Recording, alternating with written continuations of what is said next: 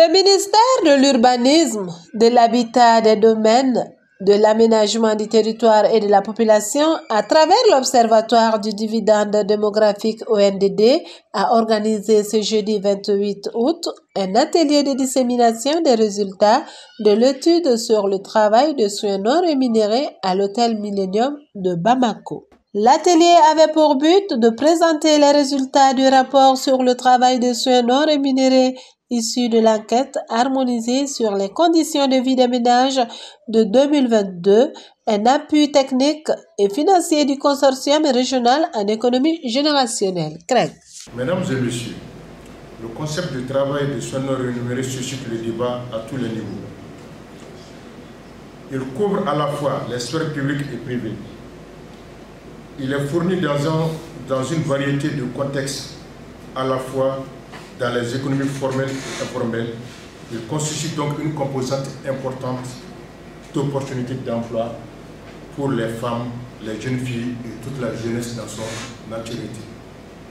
Selon les chercheurs du domaine, le travail de soins non rémunérés se présente comme toute activité conduite au sein des ménages par les membres du ménage sans rémunération. Il s'agit bien entendu de ces tâches essentielles et souvent invisibles qui soutiennent nos familles et nos communautés et constituent une pierre angulaire au fonctionnement de notre société. Pourtant, sa contribution économique au social demeure largement sous-évaluée, voire ignorée. Nous avons tendance à négliger la grande participation de ces couches ignorées de notre société dans le calcul de la formation du PIB. J'ose croire que le présent atelier permettra aux participants de mieux comprendre le concept et surtout de servir de relais auprès du grand public dès lors que l'on parlera de valorisation du travail des soins non rémunérés. Les courses, les activités de mobilité, les travaux ménagers, les soins aux personnes, ces tâches quotidiennes effectuées gratuitement dans les foyers représentent un travail de soins non rémunérés qui fait tourner la société. Ces travaux sont en grande partie assumés par les femmes. Les principaux résultats obtenus montrent les inégalités significatives dans la répartition du travail de soins non rémunérés au Mali, avec un impact majeur sur les femmes. L'étude dont les résultats sont présentés révèle un peu une inégale répartition entre les hommes et les femmes. L'essence, c'est quoi? Quand vous regardez la contribution maintenant, la production maintenant du temps de travail pour les femmes est largement supérieure à celle des hommes.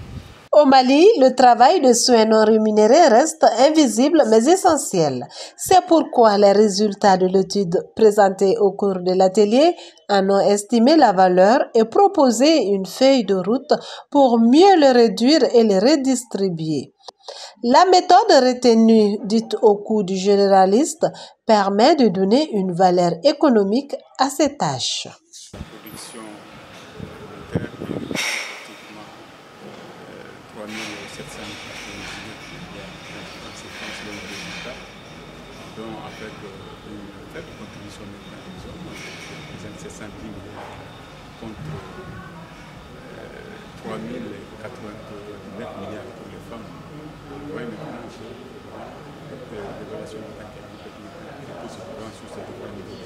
la valeur monétaire du travail de soins non rémunérés est considérable et représentant 29,4% du PIB total du Mali. Cependant, cette contribution est inégalement répartie. Les femmes contribuent à hauteur de 23,9% du PIB contre 5,5% seulement pour les hommes. Le plus grand impact, c'est vraiment le temps consacré à ces travaux de soins qui peut être rentabilisé par ces femmes-là.